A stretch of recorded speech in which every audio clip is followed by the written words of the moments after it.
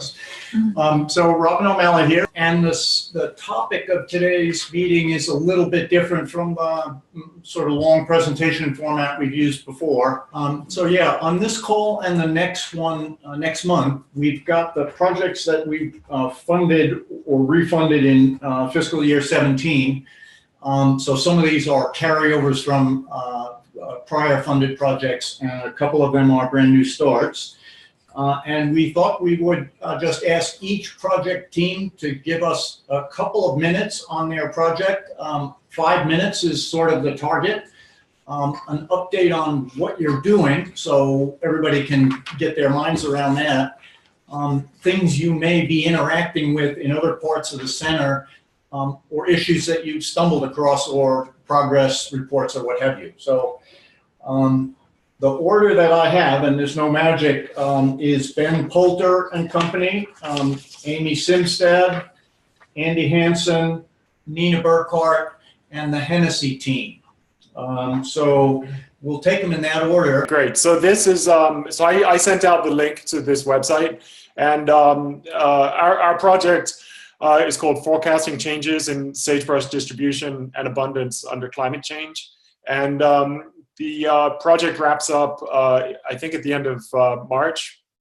And so we've spent the past couple of months working on the outreach and engagement activities. The goal of the project was to look at the vulnerability of sagebrush to climate change, and we used a multi-model approach to try to understand the temperature and precipitation responses of big sagebrush throughout its entire range. And the results are published now in Global Change Biology and in Brief show that within much of the range, sagebrush is expected to respond positively to increasing temperature. So there should be a reduction in the cold limitation to its growth. And so we've presented the results in the context of how current management strategies and conservation strategies could be adapted within a climate change framework. Our research didn't consider things like cheatgrass, changes in fire regimes, and other interactions. We purely looked at the growth response of sagebrush. So we're trying to kind of step back and put this in the context of management opportunities. And so what we've done is we've worked with Extended University, with people like Susie Taylor and Mary, who's on the call, and we've put together with them a website that kind of has the main points and a brief description of the project. And then we've developed a fact sheet, which will be distributed by the Utah State Extension Program and the Montana State University Extension Program. And so we're kind of working through those channels right now to make sure that it is, conforms to their requirements. So this is just a draft that you can see. And so the idea is that the extension agents would be able to have this summary to be able to communicate or to distribute directly to their stakeholders. And again, it points out the key results. And then we've worked with the MSU film department with Theo Lipfert to develop a short 5-10 minute video podcast. And so we've have a first draft of the video podcast available, and folks are welcome to view that. It's embedded in the website, and we're open to any kind of feedback that folks have if they want to spend time watching this. And so the goal is, and then the last component of so we have the website, the fact sheet, the video podcast, and then there should be some sort of educational module that would be associated with the website, so that there could be a bit more interactive, kind of hands-on opportunities with people that might be interested in learning more about sagebrush. And then our stakeholders are really, students and educators, managers and scientists. So, I think that's about it. I guess one question or one kind of call for people would be that we've had a hard time in Bozeman trying to find somebody that might want to be on the video podcast to discuss sagebrush and sagebrush management. And so if anyone has a recommendation of someone that they know locally that might want to be in the video podcast to talk about sagebrush management, I would be happy for their advice.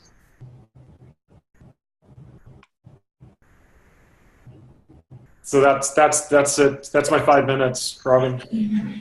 Great. So I had actually two questions. One, I really like that notion of working with the extension folks. And do you, I know you've made contacts in Utah and Montana. Do you see that there's any reason that the other states that are in this zone wouldn't be interested? And we might, whatever, take the step of forwarding it to whoever the extension folks are in Colorado and the other states in the zone. Is there any reason it's not, that would be unwise? Right. That's a good point. I think the co-PI was Peter Adler, who's at Utah State, and so I think he and I just kind of by default went to our respective university extension programs. But yeah, I would be more than happy to broaden that. I saw that Danelle is on the call, and so if she has contacts in Wyoming, then this would be helpful. Okay. And yeah, but we'd be happy to do that. Yeah. And do you know who they're targeting as users for this? You know, where they, or have you talked with them about who you think the most likely endpoints are for this? I think we've left this up to the extension folks to decide how they would incorporate that in their ongoing activities. Yeah, I would say that there could be more done on that side of things. I think, you know, we've published one scientific paper and there's another in review. So I think we have kind of the scientific audience covered. And now we're hoping that the extension agents pick up on this. Okay, cool. Well, yeah, keep us posted on when this gets completed. It's looking good. Okay, thanks. Great. Any other questions from other folks on the line?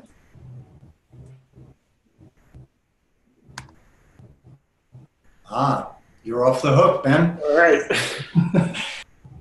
Well, we're just rolling down the list. Nina, are you ready to pick up? Okay, and I actually don't have any slides, so I'll be easy about that. Okay. Talk. So, okay. So I'm representing the SEEKR project, and that's Social Ecological Climate Resilience. And I'm going to tell you a little bit about our phase one, just to give background to a few people who might not have heard about this. So we started that project in 2013, and it's a big team of researchers, climate science, ecologists, other natural scientists, and then social scientists with varying backgrounds. And we were trying to look at climate adaptation through a social ecological systems lens. And we were guided by, partly by this adaptation for conservation targets framework. Molly Cross and others have developed that. And so that was really key to us organizing ourselves.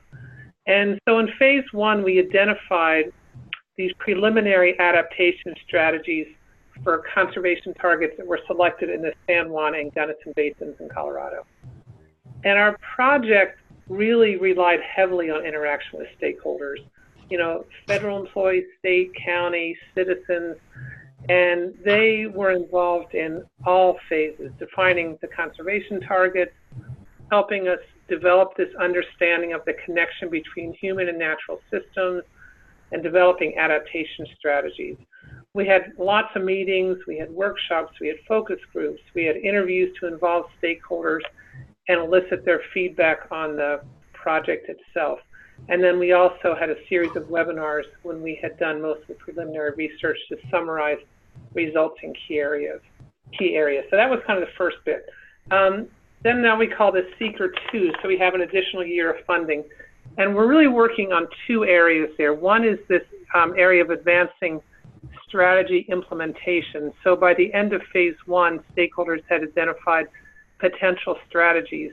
but we want to work now to really clarify their desired outcomes and then specific actions that they can take to achieve those outcomes. And one example of that is a workshop that's planned for this spring with Gunnison stakeholders to synthesize phase 1 results and then consider the next steps for implementing adaptation strategies for livelihoods and natural systems. A second piece of this is to apply and refine this planning framework that we developed during phase 1, and we want to apply this to another landscape. And one ongoing example now is work with the Mancos Valley to develop a drought resilience working group, and the Seeker 1 is partially a model for that process. And then the third piece of this is developing criteria to evaluate progress in implementing strategies. And I'm working with the team and then specifically with Laura Young at the University of Montana to develop this, to work with stakeholders to learn about perceived feasibility and barriers for implementing adaptation strategies. And then the second piece of our work this year is to share results. So we want to share results with managers and other stakeholders, and one example of that is a 5-page fact sheet that's in progress that describes both the process and the outcomes for our initial work.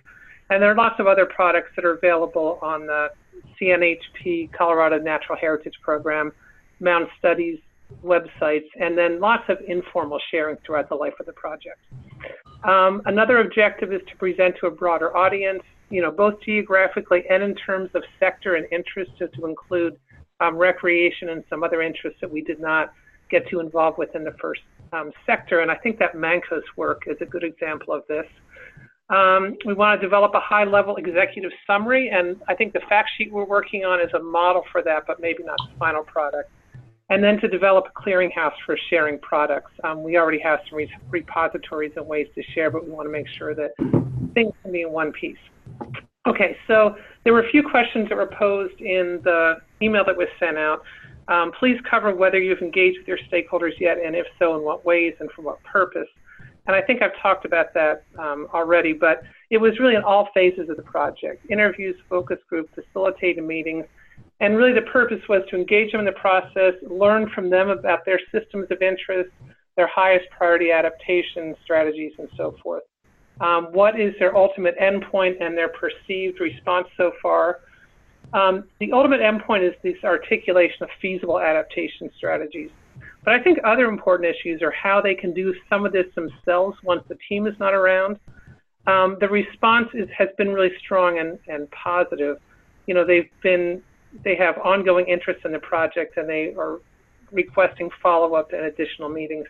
And interestingly, one example of their interest is that we had Molly Cross and others from the Wildlife Conservation Society come and give us the training for the adaptation for conservation targets. And our team was there, but we also had people from BLM and Forest Service who were stakeholders, and they took that training with us. So that was really great to get us on the same page about adaptation strategies.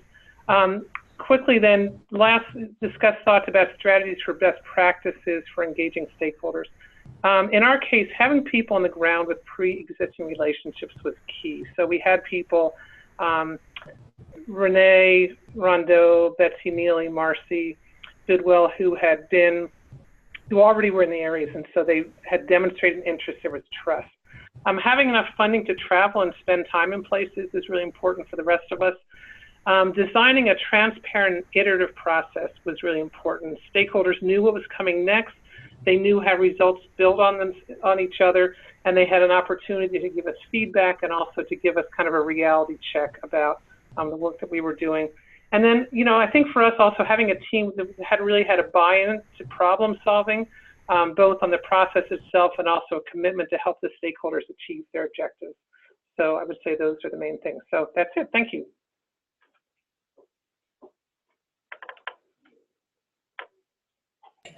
Okay, so Nina, thank you. That was great. You started to touch on what was going to be my question, which was somewhere in the zone of you had a benefit by having some sort of organized things going on in the region already. What was the frame for that organizing? Were there local conservation groups? Was it built up around this project? Were they pre-existing discussion groups or something? What were the venues that you ended up working in? Yes, I would say, a couple of them. So in the Gunnison, there was already the Gunnison Climate Working Group, and that included federal people, county people, state folks, and some ranchers and so forth. And so the Nature Conservancy was already working with them on some restoration projects. And so I think that that group was the main stakeholder group, at least initially, for the work in the Gunnison. And then in the San Juans, Marcy Bidwell with Mountain Studies Institute was working on a variety of climate adaptation projects with stakeholders in that down in the San Juan Basin. And so again, that was a group that she already was connected to that had an interest in this and that she could pull into the project. And other people joined as time went on, which I think was really positive and healthy, but we kind of had the core group and the known interest to start with down there. Okay, thank you. Sure. Other questions or comments? So Nina, I'm just curious, you mentioned moving this framework to the Mancos River watershed. And so was there a pre-existing group in that region as well? Or is that something that you're working to create? So I don't know if you have a minute to talk about that. Yeah, I can only partially answer that, and all that. I think if Renee or Marcy are on the phone, they could type in the chat. But my understanding of that project is that is something that Molly Cross is also working on. So I think it's connected through the Wildlife Conservation Society, and my belief is that they became aware of this project because they're geographically pretty much in the same area. They have a specific focus on drought resilience, and so they saw this as an opportunity to try to, put some structure around that and try to do some planning for drought adaptation. That's not a very specific response. I can certainly have Marcy get in touch with you if you wanted to talk about that more. Okay, so Renee wrote, the Mancos Valley has an existing watershed group. Well, yeah, this is Robin again. I think that's the big takeaway, is that you benefited from, and it would have been significantly harder to try to start this from the ground up. And so I think as we think about co-development practice, that's a real stake in the ground. It really helps to start with somebody who's already got some knowledge and cred. And so finding those people and building on them is a really important first stage of things. So, although it does sound that, having the increased visibility for your results makes other nearby groups aware of what the potential is. And so, the geographic spread can happen that way. So thanks, Nina. And I think just one more thing. I think sometimes it's nice if you have the existing people that have the relationships, but I think it's healthy and helpful to bring some other researchers in who are not as connected because, they have a different view of things because they're not connected. That can be really helpful as well. Yep. Not engaged parties or interested parties in any sense. Yeah. Mm-hmm. Okay. Other questions or comments? Have we gotten Amy's slides? Are we able to drive them? Amy, and I just unmuted you, and I will go ahead and try sharing that from my computer here and see how that goes. All right, your Devil's Tower title slide is up on the screen. Okay, so the title of this project, or the goal of this project is to integrate robust climate scenario planning into National Park Service resource stewardship strategies. And we're using Devil's Tower National Monument in northeastern Wyoming as our prototype for this effort. And so the photos in the background of the next slides, which are mostly text, will all be from Devil's Tower. And in one slide, I think I referred to the tower itself, and that's what this big rock is in the title slide. So yeah, go ahead to the next one.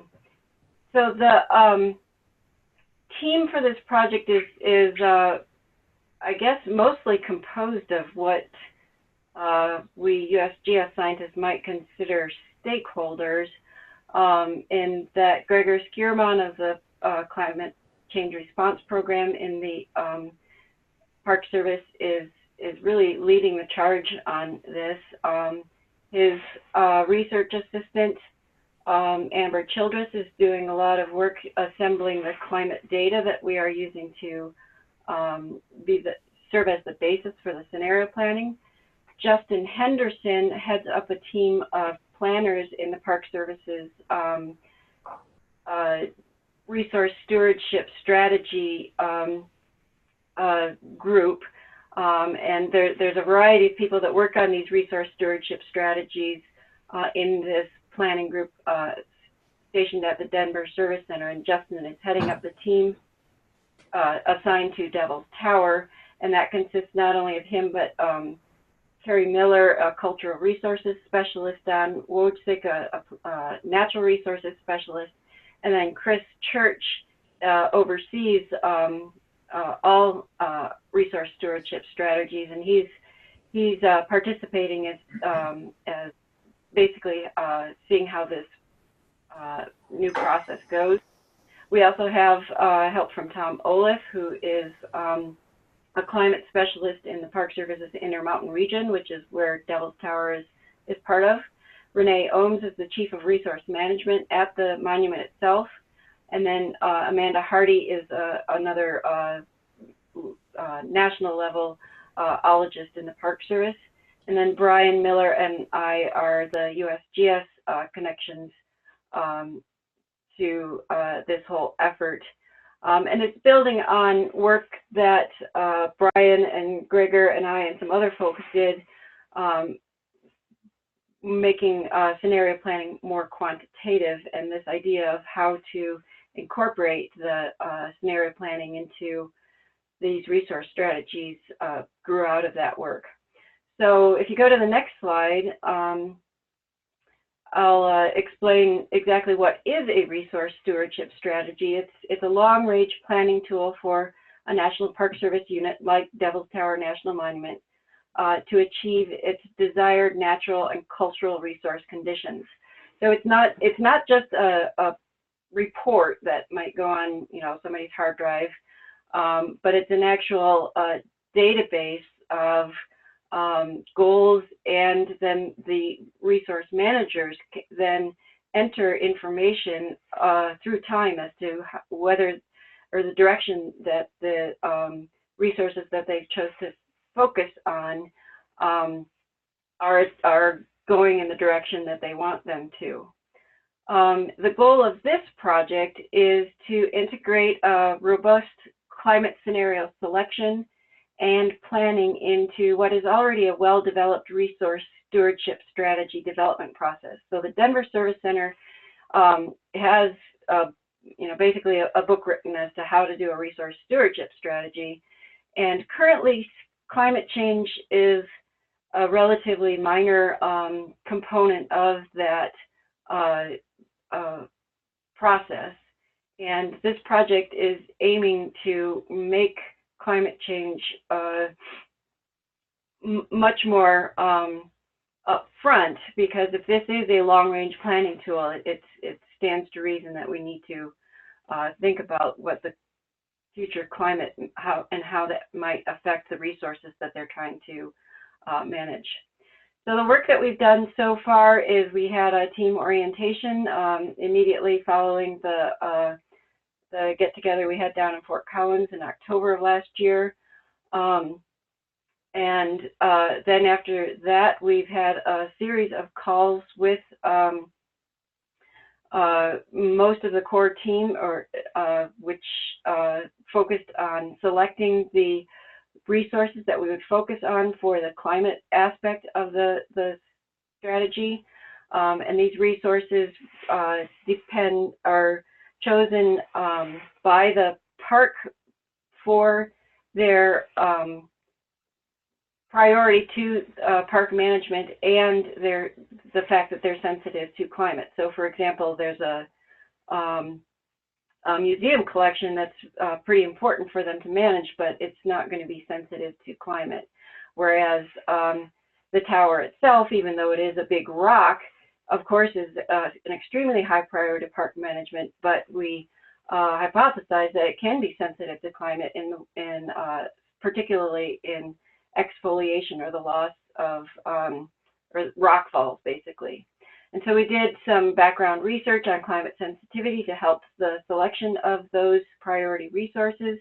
And we expect that these priority resources selected for the climate planning part are going to basically be a subset of those that are addressed by the greater resource stewardship strategy. And you can see here a list of the priority resources selected for the climate focus. After that, the Denver Service Center actually had a meeting of their team to think about how they would like to incorporate climate scenario planning into their current process. And then we, as the folks not on that planning team, met with them to discuss how that might happen. And one important decision that came out of that was, at least for this this pilot, this first attempt at incorporating climate scenario planning into this RSS, we would not try to fit a full climate scenario planning workshop into the two workshop process that the strategy uses now. We would do a kind of a shortened version of climate scenario planning before the first resource stewardship strategy workshop. So we'll have that standalone workshop for climate scenario planning. The next slide, please. The next step was to determine what climate variables we think are going to be most important for affecting those priority resources. And the tier 1 variables are the ones that we use to select the climate scenarios that will fit into the scenario planning workshop. And you can see a list of those tier 1 variables here. And then we also talked about tier 2 climate variables that help us fill out those climate scenarios. They're important for understanding kind of secondary effects, lower priority resources, and those are listed here as well. And then Brian and Gregor and I and Amber have been working over the last month basically to refine the definitions of the climate variables that define that we're using to select the climate scenarios. And Imtiaz with the climate focal science area has been very helpful with helping us, particularly when it comes to thinking about what freeze-thaw cycles means, because that's important to the historic structures at the park. And he also helped us decide which climate projections are basically not reliable to use. And going through a process that is fairly standard in the climate change response program already, but different in that we focused on on climate variables specific to this park, as opposed to just average temperature and precipitation changes. We have now, as of last week, selected 4 divergent, challenging, relevant, and plausible scenarios that we will use to in our climate change scenario planning workshop, which is going to happen at the end of March. And so, and then the resource stewardship strategy work really kicks into high gear starting in May, and then will be followed in June and July. So that's where it gets really fun seeing how we fit these all together. So that's my 5 or more minutes. Great, thank you. So, yeah, questions from folks on the phone or in the room? So Amy and Brian, this is a 7 or 8 month timeline. And part of this is to think of how, or to consider how to make this a robust process for every resource stewardship strategy. Is there a sense of where this could be truncated for future RSSs? So, Amy, I'll defer to you. You're welcome to go first. I had a couple of thoughts right off the bat, but is there anything you wanted to say first? No, go ahead, Brian. I guess a couple of ideas have jumped to mind already. We've been kind of trying to track those lessons learned as we've gone. And I think two things maybe worth mentioning where we can maybe streamline a bit. I think one, we spent a bit of time trying to figure out what the priority resources are with the park management. And sort of, Gregor and Amy and I especially trying to have communications with them. But I think we really could have taken advantage of the planning, the Denver Service Center's, planning prowess to do that more efficiently and use some of the tools that they already have and really roll that into the, the RSS process they already have. So we kind of did it separately in advance just because of the timing of, the scenario work versus their work. So that was one thing. And then I think we've also been working with Tom Walensky here at CSU on sort of how we might streamline the development of the actual sort of scenarios and climate data products. And so, he's been sort of interacting with us along the way so that in the future we'll have we'll be able to more quickly go to say Tom or whomever and say, look, or do it ourselves and say, hey, here's our variables, let's look at some scatter plots, let's do some diagnostics and get the climate plots more efficiently. So I think that'll be built into future projects there. Okay. Anything else, Amy? No, actually, that was very good. You just think faster than I do. Great. Well, thank you. We are moving actually in close to schedule, so thank you for being reasonably concise. So our project title is Understanding Dynamics of Land Use Switching with Satellite and Field Level Data in the Context of Climate Change. It has several investigators. It's David, and then there's Chris. Chris has since left for REG, a private company, and then Peter and me. So the background is that so grassland loss is a major concern in our study region, which is Dakotas, mostly the eastern part of the prairie pothole region of the Dakotas. So we want to investigate how climate variability may affect the grass conversion process.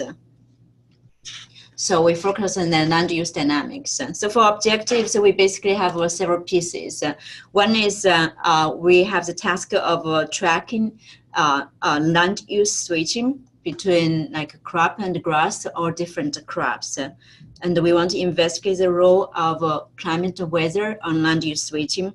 So a key task for our project is to understand the role of climate and weather in stakeholder decision making.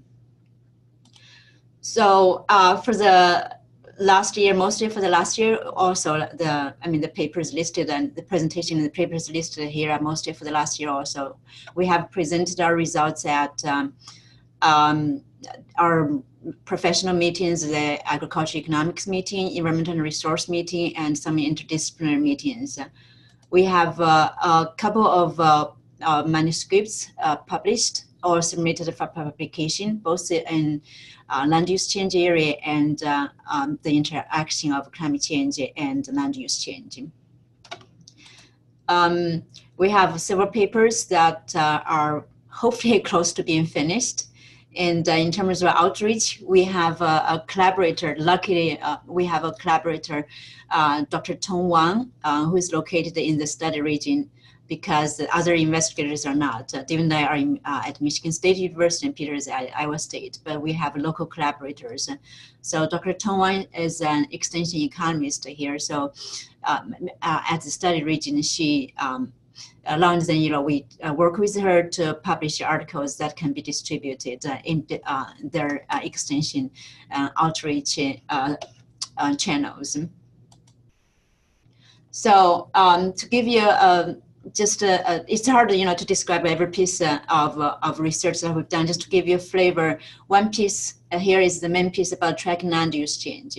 So CDL is widely used now, but the CDL doesn't have the historic depth. So for our region, for one of them is a 216, for the other is 97. So it doesn't really go very far.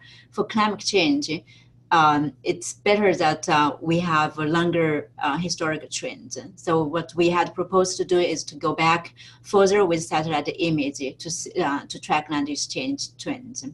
And Peter, Dr. Walter Peter is an expert in remote sensing, and he worked with our graduate student to study the land use change since 1984. So that's much further back than CDL data could provide us. One notable point here is that one graduate student who has since just graduated, I think early 2017, and even though he has a degree in economics, actually this paper is quite technically remote sensing, which I really don't quite understand. I can understand the big picture. So this is the two satellite images, the path that they focus. So what they have found through, based on the images, they translate through complex algorithm, translate that into land uses like corn, soybean, wheat, alfalfa, and grass. Basically, what they have found is even though for the last few years we heard a lot about loss of grassland, the grassland conversion rate is very high in recent history. Like one of them showed it's 5.2 annually. But if you want to stretch the history back further, if you start counting from 1985 to 2011, the loss rate was much lower, like 1.5. So here for climate change, when we're looking at longer horizon, it's helpful that we understand what has happened historically. So that's one aspect of our research is to track land use change. Another key component of our project is to really understand decision-making, how farmers, how landowners perceive and make their decisions in the face of climate change. So we have a few pieces about farmers' views. One of them is about how they view land use change. Basically, we ask simple questions. How much do you think land has changed? Like a cropland has increased, a grassland has decreased over the last 10 years. It's understandable that people have different perceptions. Nobody has the perfect perception, but what we found interesting is that there's systematic bias. So we have found over-perception, especially among those who have converted grassland to cropland. So that says something. If farmers' perceptions of land use change can have the important implications on how they perceive the region's production system. If they think there are more than there actually is, maybe they think the region is all go for crop, and maybe I should go for crop too. So that has implication too. The other piece of information is about how farmers perceive weather and climate. It's climate. We talk a lot about adaptation strategy.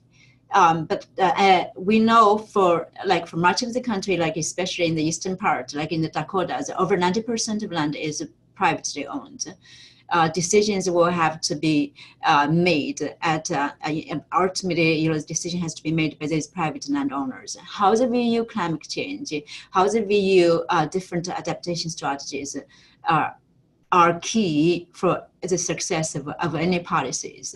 So for part of our research, we asked just simple questions. How do you think temperature has changed in the last 10 years? And how much precipitation has changed in the last 10 years?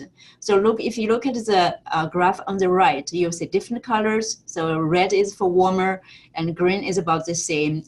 Blue cooler, and then yellow don't know. So you will see that the three colors, warmer about the same, cooler, pretty much intermingled. That says that for the same region, different stakeholders here as farmers and landowners have different perceptions. Hopefully it's the same fact. It's going from one county to another, going from one location to another location. Maybe temperature changes a bit, but not that much. but their perceptions are very different. Similarly, so this is another picture. Similarly, the perception for precipitation is about the same. Here we have among about, I think we had about over 700 respondents. So about 285, that's left top, upper top figure. It says that about 285 people said that precipitation has stayed about the same for the last 10 years. And there were about 285, the same number of respondents said that the precipitation actually increased. So what this says is that for any, to develop any adaptation strategy, if we want to incorporate stakeholders' views, then we need to understand, people's views may be very different, and they may not necessarily be the same as the actual data. So for ongoing, combined with some funding from other sources, we're conducting a follow-up survey to see how farmers' wages might have been affected by recent weather trend. Like last year in the Dakotas, there's drought. We want to see how that drought might affect people's opinions about climate change and weather in the future, and how that views of climate change can be linked to land use change. So that's, I think that's mostly it. We have ongoing research in other aspects, like the targeting tool. That's another main task for this project, is to identify some strategies for land managers to preserve grassland. And that's about it. Any questions? Okay, thank you. Are we muted? Unmuted? No, we're good. Questions from the floor? So, Hong Li, Yeah. you said that in the in your study, the farmers ranked weather and climate low in their sort of drivers of decision making about land use. Is it mostly sort of the economic incentives from policy that are driving those decisions? You mean land conversion? Yeah. Oh, there are some policies, but we had studies that are not directly related to this project, like crop insurance. I think the literature, the data is that we have not found a very significant impact. And there are a couple ways to do this. So you could do simulation, and so you could do simulation. You could ask farmers, like we directly ask the farmers about what is the important factors. Output and input prices were ranked high. Crop insurance, that's a major government program in the region, is not ranked very high, and weather and climate is definitely not ranked high in terms of the role in their decisions about land use change. Mm. Okay, this is Robin. I had a question. The last line on the second to last slide talks about working with the Fish and Wildlife Service. Can you just say a little bit about your interactions with them and how that's working out, who you're working with, that sort of thing? Yeah, so the collaborator is Chuck Loesch, and I believe he's based in Bismarck. He works with us about the simulation about different targeting strategy. He will provide us the data about ducks pair, and also about easement and grassland. So we want to work with him to identify which part of grassland is more vulnerable in different scenarios. Does that answer your question? Yeah, we work with this Chuck Loesch, that's his name. Okay, thank you. Yeah. Questions for Dennis? I guess I have a general comment and then a question for you all. The general comment is, I think the representation of the overall presentations provides really good examples of multiple avenues of communication, different mechanisms for engagement, and looking at actions that are useful for looking at both knowledge sharing and implementation. I think all of you really captured that. I guess what that leads me to here's a question for all of you to think about, and maybe getting this in writing from you all separately, is what are the mechanisms for sustained engagement? A lot of these things, we're all hampered by short-term funding, but it seems like some of the groups here have mechanisms for further engagement through this interest of the groups that you're working with, but then also thinking about in so much of the literature and experience indicates that it's that continued or sustained trust building, being useful in providing usable products over the long term is where that transformation takes place. And so thinking about how we at the Climate Science Center, through the efforts and institutions that you're involved with, how do we actually enable, facilitate, provide synergistic actions to really look at sustained engagement?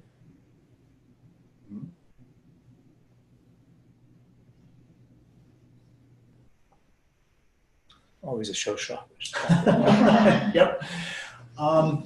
So along a similar line, this is Robin, along a similar line, I just want to make an observation that hit me as a part of this conversation. A couple of you mentioned reliance on or working with extension folks. And I know I have to go. Adios, Dennis.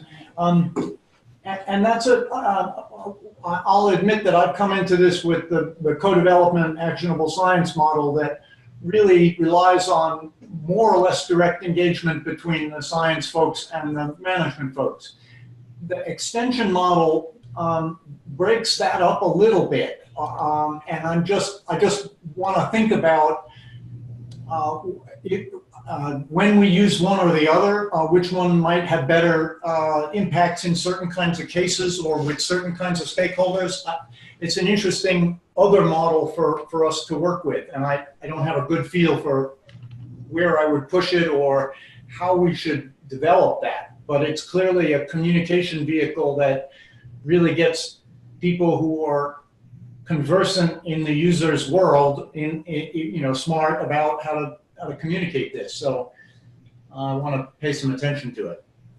But if you have any comments on working with extension, and is that easier? Do you get feedback about what's going to fly or be understandable or what have you? That's sort of the part that I'm interested in, how that works in the extension world. So we actually kept more or less on time. Maybe luckily that Andy's team wasn't on, because we probably wouldn't have kept on time if they had been on. But this was really helpful for us. I hope it was helpful for some other folks.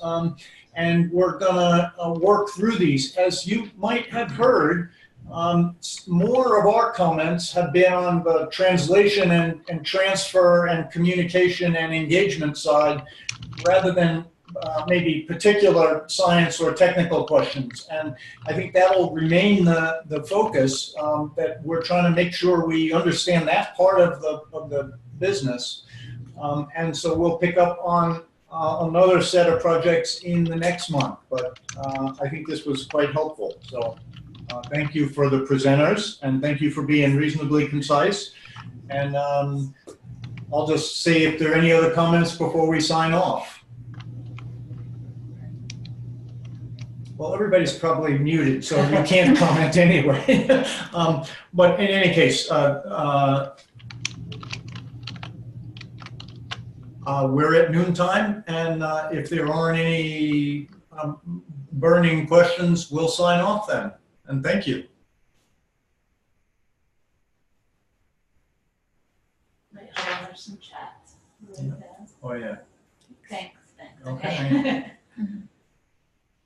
All right. Adios, everyone. All right, thank you.